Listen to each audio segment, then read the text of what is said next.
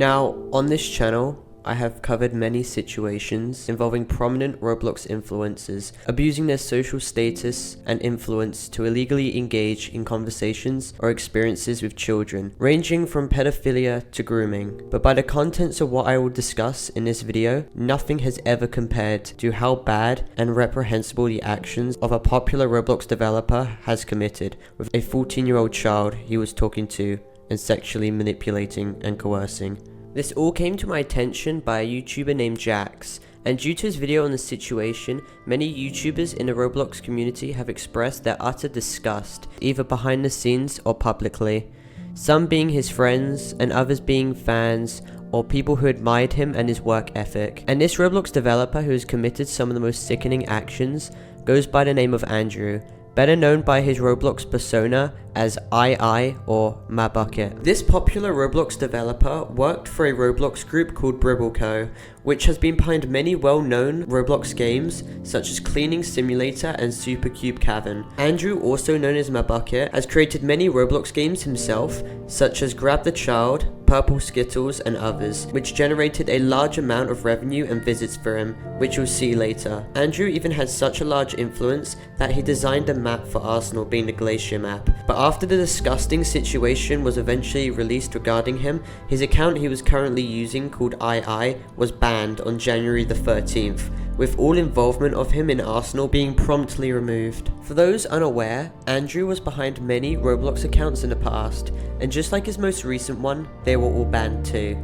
Because what he would do, and has been doing for many years now, is posting not safe for work images being inappropriate and shocking in nature to Roblox, which is a kids game, which even according to his own document, gave him a sick and questionable satisfaction that made him quote-unquote work more efficiently on Roblox games, which is essentially what got his past MahBucket accounts terminated from the site, and I have no clue how this gave no one red flags in the first place.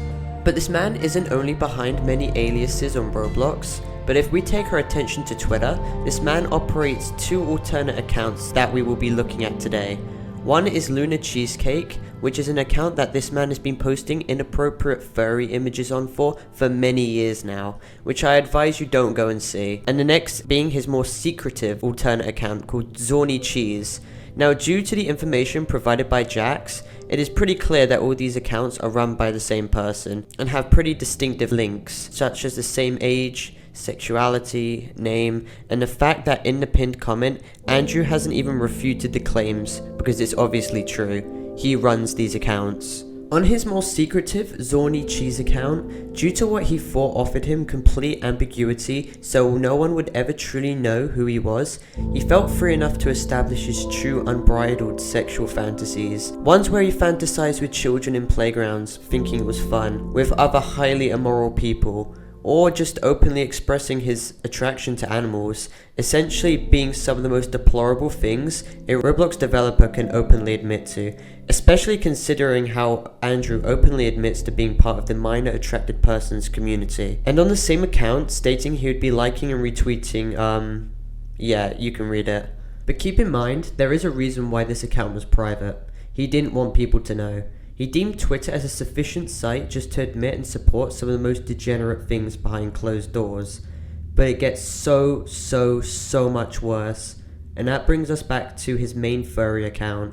This is where we go into the topic regarding the 14-year-old minor in question, which we will call Quasi, in which Andrew, on his Luna Cheesecake account, contacted first, with a comment claiming Quasi looks cute, and showing them a plethora of the not safe for work furry images he had originally made on his Twitter account. It was only after this when he asked for the child's age, but as you can probably guess, this didn't faze the man in the slightest when the reply was only 14 years old. As he stated, he didn't care, and that it was perfectly justifiable because we are all quote-unquote horny weirdos on the internet. So that already establishes several major red flags, because it is evident he doesn't really care for the legal ramifications in him inappropriately engaging with a 14-year-old while he is much older. Going back to the conversation between this 14-year-old and Andrew, he replies with, "I find younger guys cute," with the minor questioning the context behind the message, whether Andrew meant it in a sexually charged way, with Andrew quickly changing the narrative behind it at first, lying and claiming it was a quote-unquote friendly way.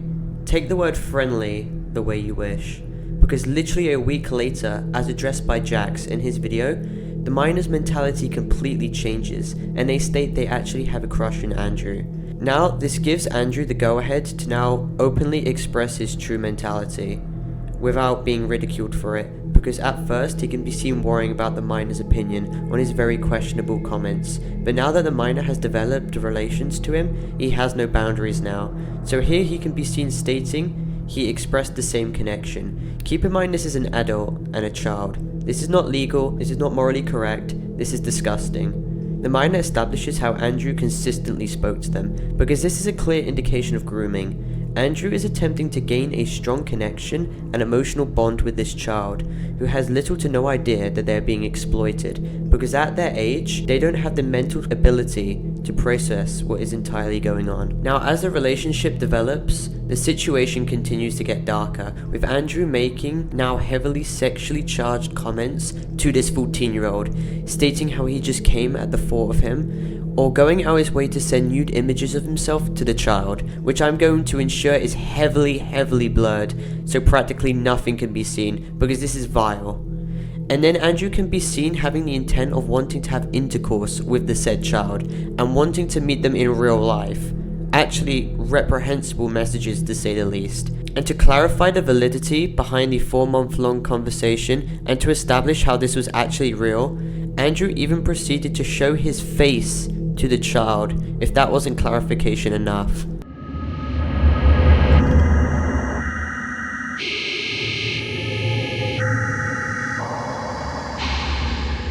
This is arguably the most disgusting part I will cover in this video.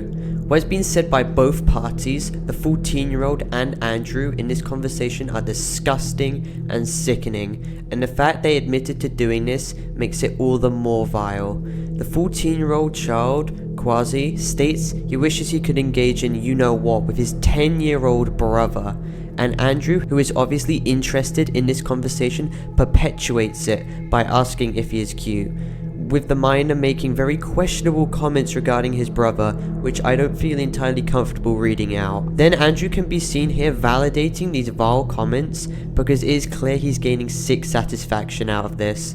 And let's not forget, this is a grown man talking with a 14-year-old about how the 14-year-old wants to commit specific acts with his younger brother.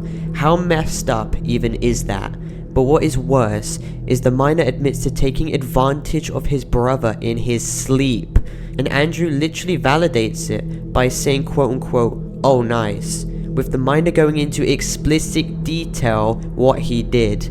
This is actually so disgusting, and as I'm making this video, I am literally sick to the very pit of my stomach at the thought of this conversation even being made in the first place. But what happens next is the final nail in the coffin, because Andrew literally openly admits to sexually assaulting his family member as well, being his little sister several times, and how doing this is literally harmless and you should quote unquote enjoy it. This shows the utter lack of morality of this man and his full-blown degeneracy. He is a literal danger to children as well as the platform, and the 14-year-old even goes into more disgusting vivid detail on what he did with his 10-year-old brother, and that he wants to do it again. Both of these people in question are highly immoral, and they both admitted to utterly disgusting things that is undeniable. No excuses can be made for either individual, but by the conversation, it is crystal clear Andrew was manipulating and coercing the child into admitting his sexual life,